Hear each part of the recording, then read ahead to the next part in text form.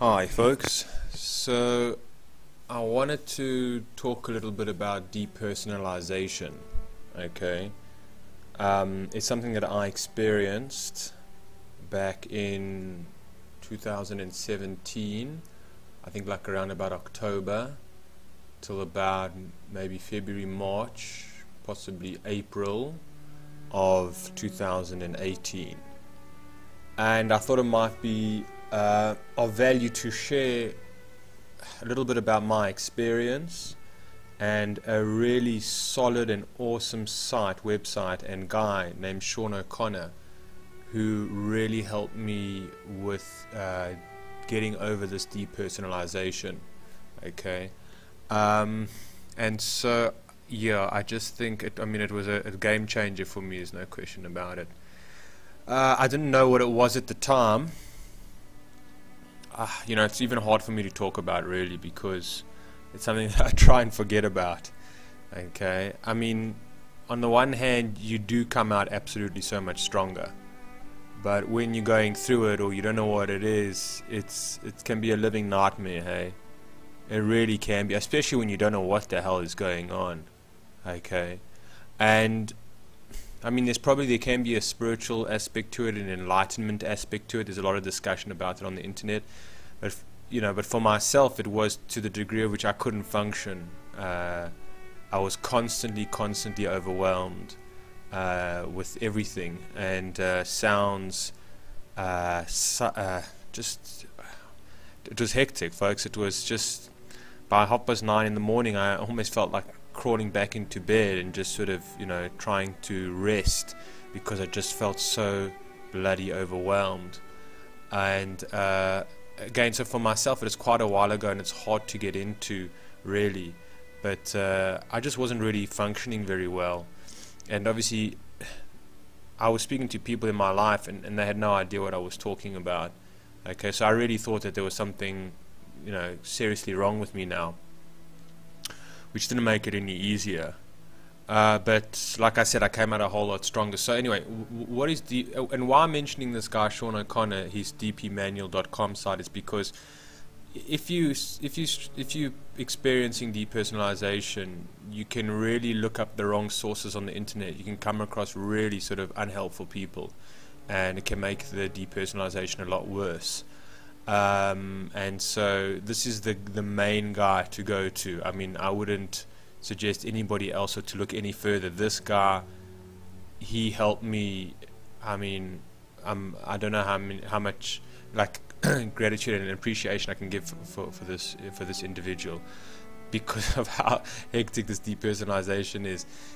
You'll know it if you have it. I mean, yes, there's similar symptoms, I think, like on the mystical journey that you might experience, but to a degree. But when it's intense, when you really experiencing depersonalization, you know it. There's no question about it. It's like a headache, like a migraine. Either you got the migraine, this is going to keep on happening. Do you want to change the color scheme? Don't know. Keep the current color scheme, but ask me again if my computer continues to perform. Keep the current scheme and don't show me this message again. But I know that sound's going to pop up as well again. So anyway, what was I saying now? Yeah, it's like a migraine. Either you have it or you don't, in a sense. It's like it's severe, folks. Anyway, depersonalization definition. What is it? Again, now for myself, I didn't really find a lot of. I mean, it spoke to me, this definition, on the surface level of what I was experiencing at the time. But when I got into when I purchased the manual, that's when I realized, I was ticking off all the symptoms basically. So that's also what I knew a lot further, that okay, this is what I'm experiencing, this is what's going on for me. Depersonalization is a feeling of being disconnected from your body and thoughts. It can feel like you're looking at yourself from outside your body or living in a dream. It can make you feel like you're a robot, okay, and that people around you are robots. So people are robots to a certain degree. We are robots, but it's different, folks. It's a different kind of feeling. It's almost like you're watching a movie in a sense, and you feel very far out. You feel very disconnected. It's really you feel like you're dreaming in a way, and it's terrible, folks. It's really uncomfortable. For myself, one of the experiences that I had was like, I felt like my time was meshed together in a way. Like, I moved to a new house and I still felt like I was in the old house. Like, walking through the new house, I wasn't sometimes sure where I was. In a sense, it was a bit disorientated. Yeah, you just feel disorientation, so much of the time. It's really, really not cool, folks. It's really intense. Feelings of depersonalization. Sorry, the world may feel like it's flat and in 2D. It's also very common to feel like you're going crazy. Whew. It's intense. Feelings of depersonalization usually last for a few minutes before fading away. Don't know what that means. Sometimes they can persist for longer, which is known as depersonalization disorder. Okay, fine. So, yeah, depersonalization disorder is one of a group of conditions called dissociative disorder. However, it's important to note that depersonalization is very different from other dissociative disorders like, I don't know, pronounce that word, VGU, I don't know, vague states maybe, dissociative identity disorder, etc. Those are considered to be much more, I would say, serious. That one doesn't lead to another. Okay, whatever. What causes depersonalization? You see, folks, there's a lot of material on here, so I don't want to, go into too much detail. But for myself, I had a panic attack. I didn't even realize I was having a panic attack. I'll tell you actually what happened. I was watching something on YouTube that was very sort of disturbing to me.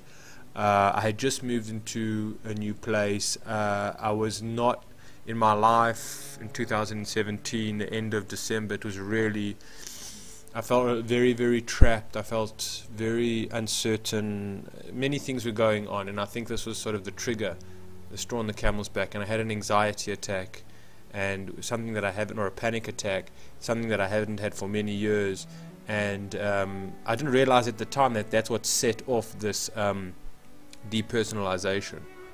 Okay, I didn't realize it. Again, I didn't even realize it was depersonalization only till after maybe January or February, of the next year. So that December for myself was a living nightmare, because it's for many different reasons, folks, and it's just hard to recall, really. I mean, it was quite a while ago, and thank goodness sometimes I can't remember it, and thank goodness I've just taken the best from it, and again, you do come out stronger on the other side.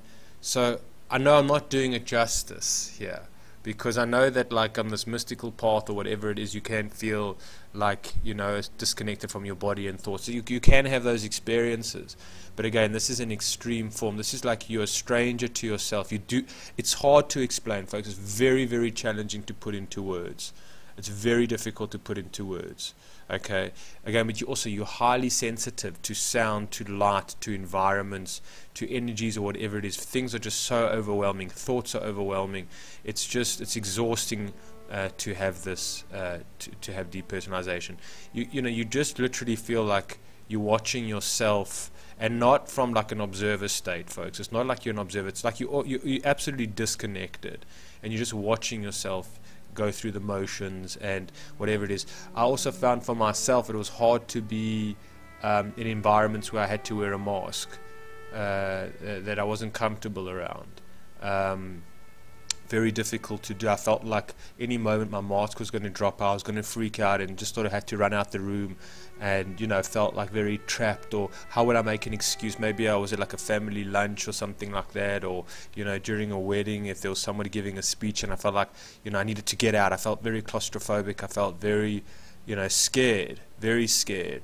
Like I wasn't sometimes sure if I could keep it to myself what I was feeling. Maybe I was going to blurt it out or whatever it is. Like I just felt but I always pulled through, folks. I always pulled through. I mean, even though maybe my foot was tapping on the ground quite aggressively, I mean, no one really could see, and I was just waiting for the time where it felt like I wouldn't seem bizarre to sort of excuse myself and actually go home, in certain situations. Maybe I was in a meeting, a business meeting of some kind, and I just felt like I have to get out of here. I have to get out of here. My thoughts were racing. I felt, I couldn't concentrate on what was going on. I felt like any minute I was going to just stand up out of nowhere and just blast out the door, type of thing, And I never did, folks. I was always sort of calm, cool, and collected, and nobody had the foggiest idea of what was sort of going on for me in a way, you know. So it's interesting here. They say depersonalization is extremely common. It's estimated that 2%, 1 in every 50 people of the population of the US and UK, have depersonalization, and 50% of all adults in the US will experience a depersonalization attack over the course of their lifetime. So folks, I think that they said that this is, I can't remember the order, what is the most common sort of disorders in a way, but this is number 3. Brief episodes of I'm just reading here randomly. Brief episodes of depersonalization or derealization are extremely common, caused by anxiety or trauma, and they fade away in a few minutes. Sometimes the person focuses on their feelings of unreality and worries that they're a separate issue, going crazy or living in a dream. They can be quite frightening and generates more anxiety, which prevents the DP from fading away as it normally does. This is particularly common with bad drug experiences, since it has already been tied in with fear that you're going crazy. Yeah, they talk about maybe weed-induced, sometimes depersonalization, etc. It's saying here mental symptoms. Here, what are the symptoms? The symptoms of depersonalization include feeling like you're cut off from reality, but in a severe way, folks. Not like just, you know, sort of observing reality and analyzing it from the outsider perspective. It's like you cut off from you. It's hectic. There's a panic loss between you and the world. You are not in control of your thoughts or actions. Hectic, folks. You don't recognize yourself in the mirror. You're on autopilot all the time. You feel like you're underwater. That's a great one. You feel as if you feel as if time is distorted and fragmented. There is exactly. You feel like you're living in a bubble. Feel like you're living on a movie or a TV show about your own life. Feeling like you're living in a dream. But again, not in the Alan Watts sense of it. Like you're living in a dream. Okay. It's again, it's hard to comprehend. I mean, it's hard to explain it. Feeling like you're slightly drunk all the time. Yes, but not in a cool, drunk, sort of chilled way. Just feeling very nauseous. Not nauseous, but yeah, disorientated. Like I said, you feel like you're losing your balance. You're off balance type of thing. You just, you know, you're feeling like, yeah, you're dipping. You know, you're having a little bit of, what do you call it when you're on an aeroplane and there's, oh man, what's it called? I don't know. You know what I'm talking about. It'll come to me just now. In a few moments. Feeling like your vision is somewhat off. Yeah. Hectic. Feeling like your vision is somewhat off. It's hard to explain, folks. I mean, if I try and recall it now, my vision was a big thing. It was. It's hectic. It's just traumatic for me, folks, to go in. You know, to go into feeling like you're a robot. Feeling like people around you are robots. Thinking, I don't feel real. Wondering, am I going crazy? Feeling afraid when looking in the mirror, not being able to recognize yourself in the mirror, feeling like you're trapped in your head, feeling like an alien inside your head, feeling like you're watching yourself from outside your body, feeling like you're the only person who has ever gone through this. You're thinking existential thoughts about the nature, reality, and the universe. Which, okay, I mean, I do a lot of the time. Emotional numbness, visual symptoms, floaters. You know, you see the floaters in your eyes. The world looks flat, static. Your vision is foggy. Things appear to move slightly. Sure, I remember that. Anything that moved, my eyes caught attention. You know, if it was like a little insect on the wall, you know, I would look to it. Everywhere your eyes were sort of, and you see the floaters in your eyes. If you know what floaters are, things look strange.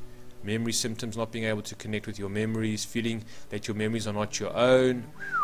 Difficult concentrating on simple tasks. Yeah, so it was terrible for me.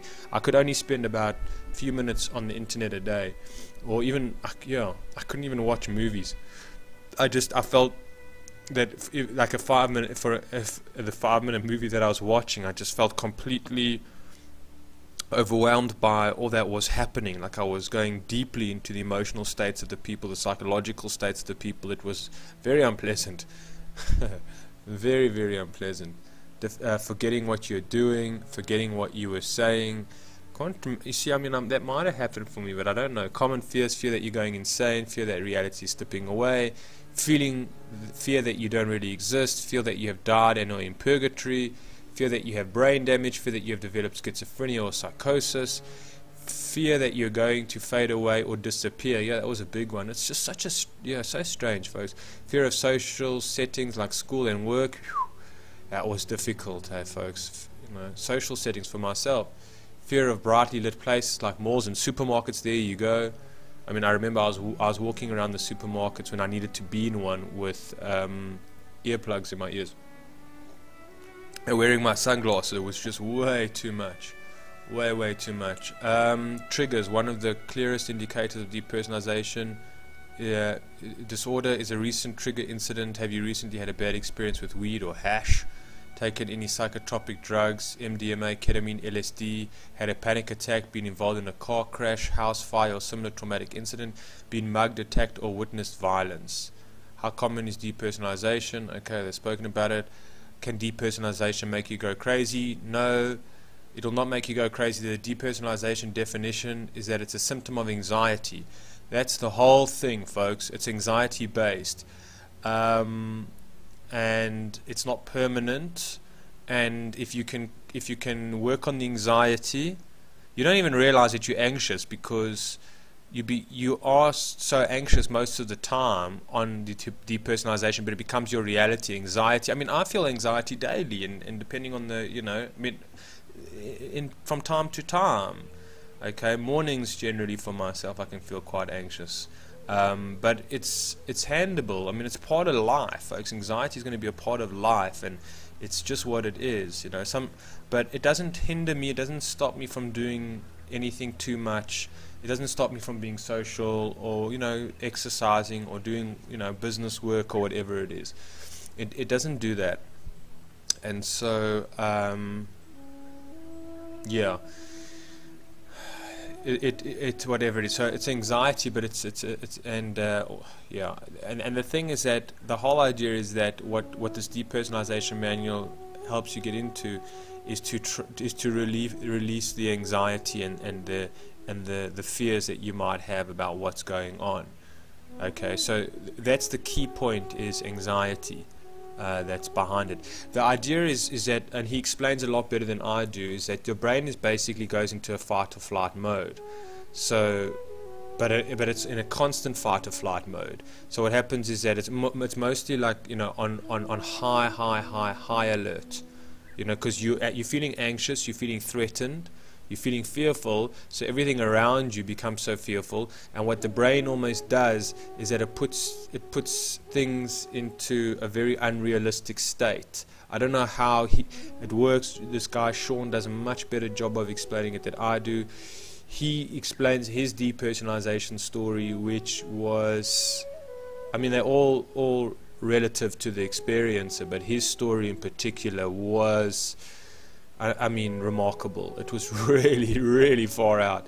And I really, if it wasn't for his experience in truth, he wouldn't have written this manual, and he wouldn't have sold over 10,000 copies of it. And I mean, I know I'm carrying on here for a bit, but we'll jump to the testimonies of what people have said in regards to the experience of how it helped them heal.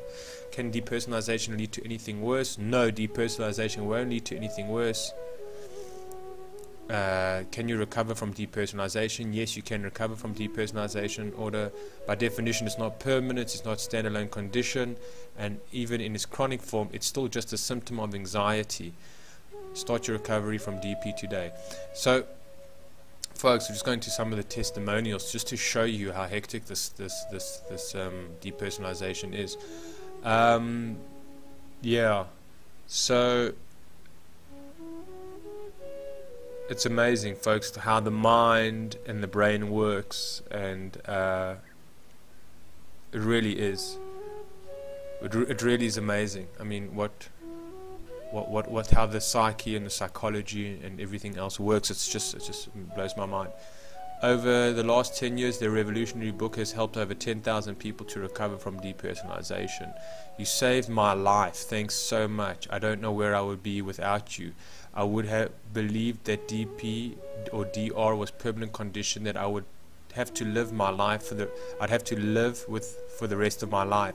I would have suffered for the rest of my life. You saved my life. Thank you so much. Okay, thank you so much, Sean. I don't know what to do.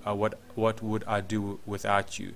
You learned me how to think about DP problem in the right way, and that anxiety disorder is just your thoughts that you can actually control. Okay, I have to answer this. Hello. Hey. Okay, I'll meet you now. Okay. I actually need to get going, folks, but I'll have to do a part 2. So let me just finish off in this reading. He's saying that you learned me how right way that anxiety disorder is just your thoughts that you can actually control. I've suffered from very, very serious anxious depression for a long time, but after finding your manual both online and offline, you reminded me who is the boss of my feelings and thoughts. I'm on the way to be normal. Wish you the best, from Moscow, Russia. I've recovered fully from weed-induced depersonalization. Through what Sean has written, I've recovered fully from weed-induced depersonalization in 6 weeks. Your brain is not damaged in any way and will return to its normal state soon. I came out healthier and better for all of it. Thanks, Sean, for keeping it simple.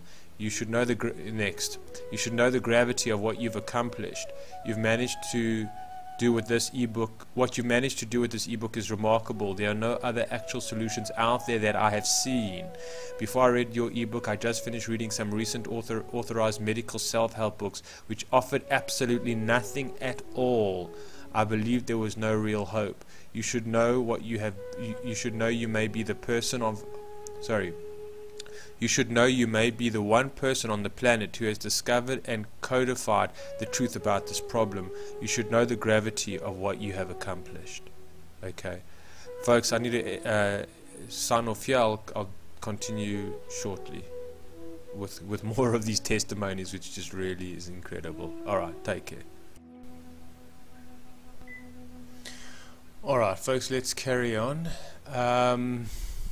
You might hear the energy of my voice is a little bit different. I did the first recording this morning, or in the morning, and now this is a bit later on during the day, where I've had to be running around and doing some chores, and always kind of takes it out of me in a way, if you know what I'm saying. Anyway, so just coming back to the testimonies here, Travis mentions over here, I went through my list of contacts, including my wife and my kids, and I just couldn't find anyone who would understand what I'm about to say.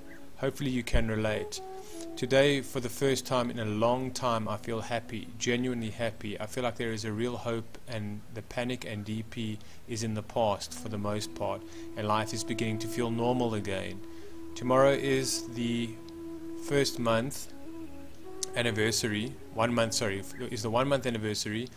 of me reading your manual, and it's truly been a lifesaver. I read the book, followed the program, I've listened to the extras. Specifically, the relaxation guide has been the best. I've listened to it between 2 to 10 times per day, in the morning, in the afternoon, and bedtime, sleeping, etc. And it's the only thing that has helped me feel relief from DP in the last 6 months. Next comment over here, reply, I'm now free of depersonalization. The DP manual has helped me to recover, and I cannot thank you enough. I'm now free of depersonalization. Thank you. I read your book and I have fully recovered. After a bad experience with marijuana, I was in a dreamlike state, panic about everything, and nothing seemed real. I read your book and I have fully recovered. Thank you so much. If it wasn't for you writing the book, I would have trapped myself in a cycle of anxious thought and never have recovered. This is truly a gift to everyone who suffers from depersonalization. Hey Sean, next comment, I bought your book and just want to say it helped a ton. On my way out of DP, I was able to get out of bed, losing the fear of going out, and even got a full-time job.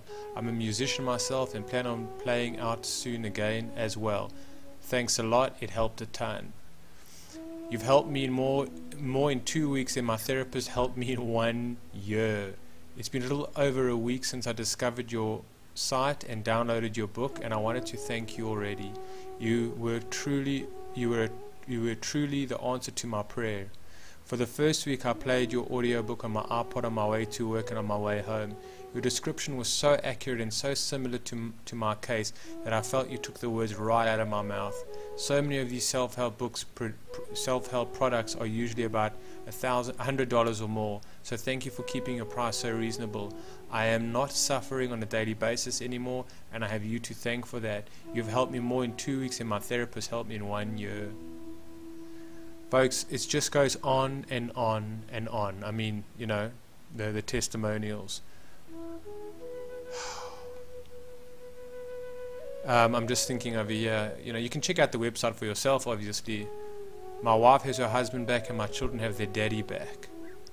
This is hectic, folks. You know, I mean, these are people, including myself, that have suffered in a tremendous way because, you know, in relation to this depersonalization. It's really no joke. He says, I found my way, almost complete relief in a matter of days. You're the best. I can't begin to describe, so this is somebody else, how thankful I am for your blissful online book. I have been DP free for almost 6 months. Okay. I have found so much use in your book, not only from recovery from DP, but also seems to be a perfect lexicon for living more fulfilling life. I have even more fearless than before DP strike me. Now that I know how silly all anxiety-driven conclusions can be, I'm so grateful for all of this. You really are a saint. Goes on, I suffered from depersonalization for 28 years. You saved my life. I couldn't thank you enough. My DP is now gone, back to my usual self. Just wanted to tell you that I truly appreciate you and your courage to get through DP and help others fight their battle too. Carrying on, I couldn't believe this was something normal and that could be explained. Joshua B says, I had this for a little while thanks to drugs and this program worked 100%. Thank you so much, DP Manual. Folks, it goes on and you can read it at your own in your own time, really.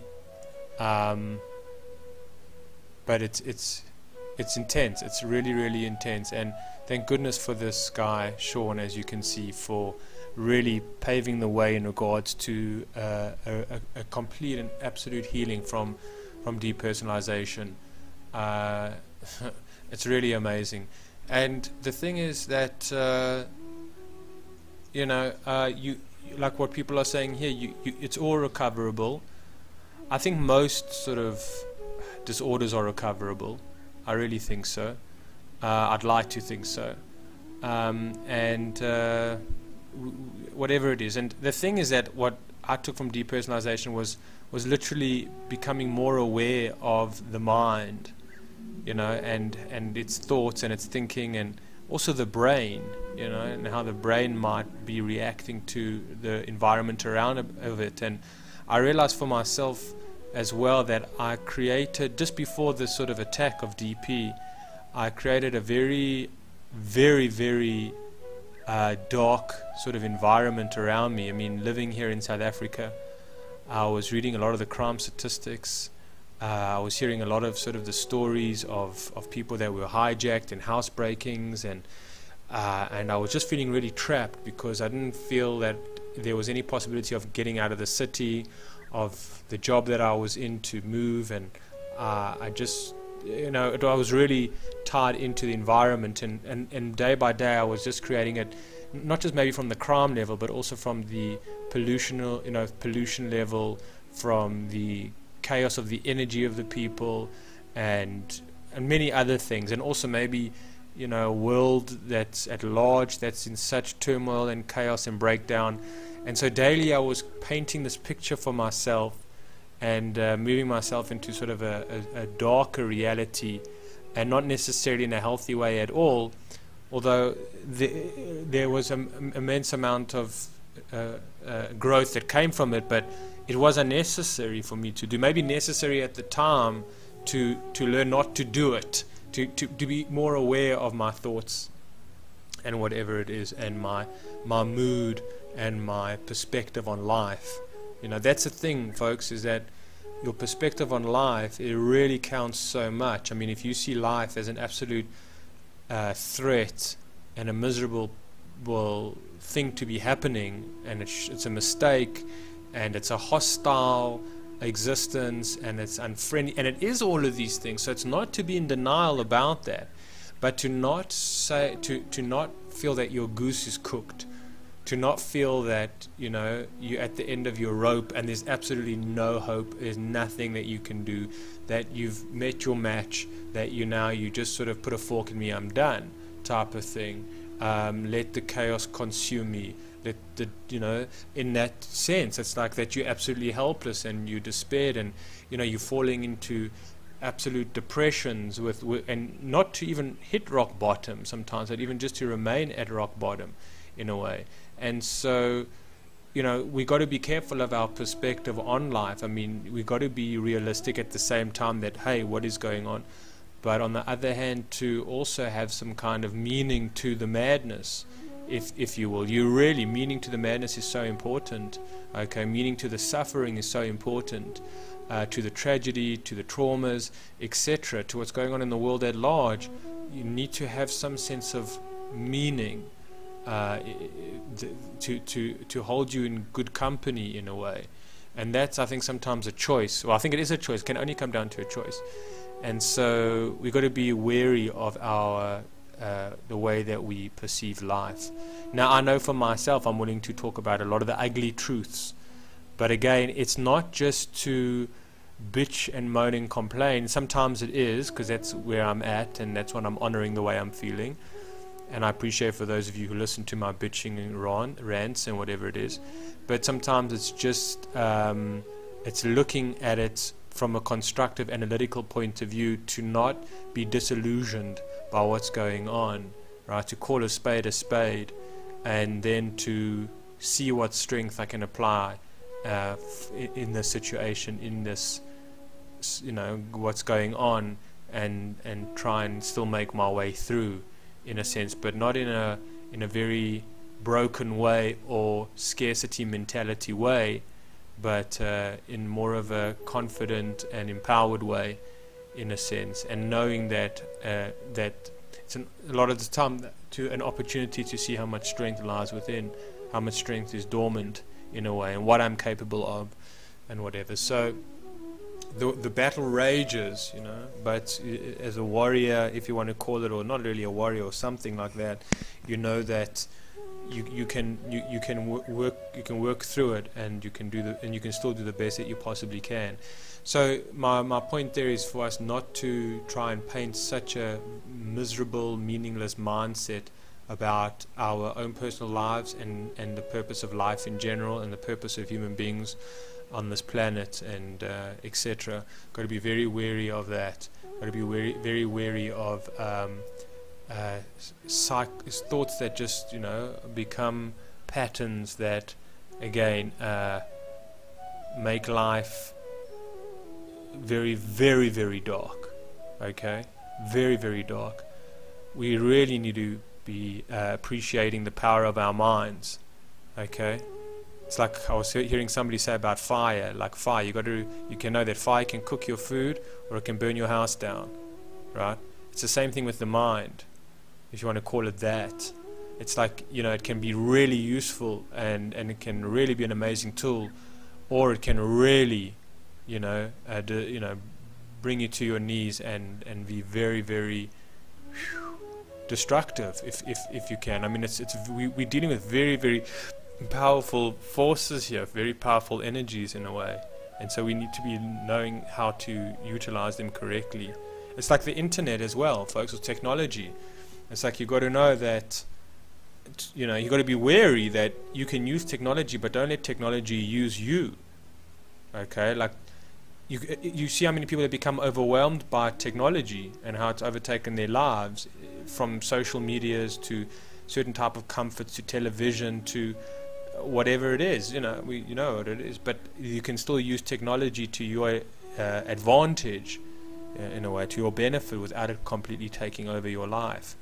So we got to really respect, you know, things. You know, there's things that we really need to be honoring and respecting.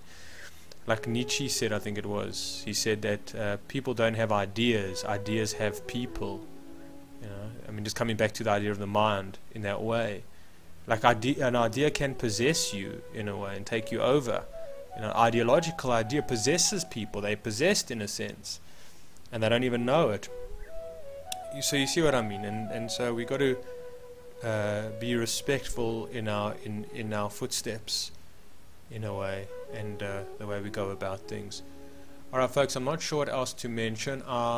As you can see, it's dpmanual.com, and what else can I say? I think pretty much all the information is here, and for any of you who might be or have experienced this or are experiencing at the moment, this is the holy grail for you right now, if you will, and will sort you out. But then again, so yeah, and just folks, anxiety, it's there's no use in denying anxiety, but it needs to have its rightful place in a way, and we need to manage anxiety, not that anxiety manages us. Okay, but anxiety is also very important to feel, and there's no escaping life without it, to some degree or another. Folks, thanks for taking the time. We'll chat soon. Be well.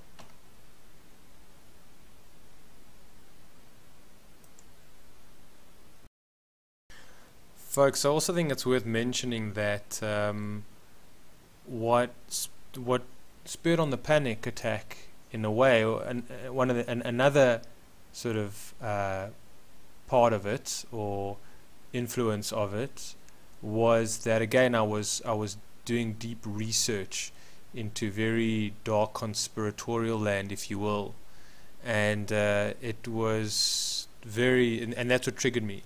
I really felt it was maybe way beyond my depths, or maybe it was just I don't know, but it didn't have a nice energy to it, and it was just one guy in particular.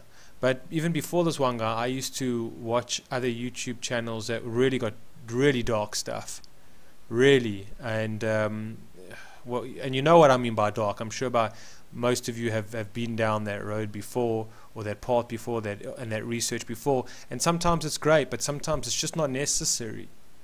Like, you just don't need, I just don't think so. I just don't think that kind of research is really beneficial, if you will.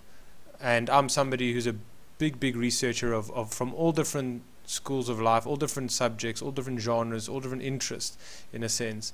But I realize that there's stuff out there that I'm certainly not ready for, and I cannot necessarily handle, or it's not maybe right for me. Okay, maybe I'm just too sensitive or something, but it plays no useful role or functional role in my life. In fact, it just creates a sense of absolute fear and chaos in my mind. And folks, Terence McKenna once said that computers are like psychedelics, and our best men are working on I can't remember something he said, but it's just that we can't swallow them, basically. And that being also the internet. And the internet is like a psychedelic as well, folks. And you know how quickly you can fall into what they call a bad trip, okay? Which is maybe not necessarily bad, but it creates a very difficult situation for you, and sometimes can leave you rather traumatized. So you've got to be respecting of it, and you've got to be respecting of the internet. You've got to be respecting of what material you are wishing to bring into your life, into your awareness, into your existence. You really got to be very discerning and very cautious, not neurotic, but just know what information about the possible mystery of life is going to serve you and what is not. Right? What is going to disempower you and just sort of scare the socks off you, which helps nobody, or that which is going to be uncomfortable to watch, and a little bit anticipation towards or something, but it's got redeemable qualities, and it will set you more free in a way. So it's very important to know that, folks.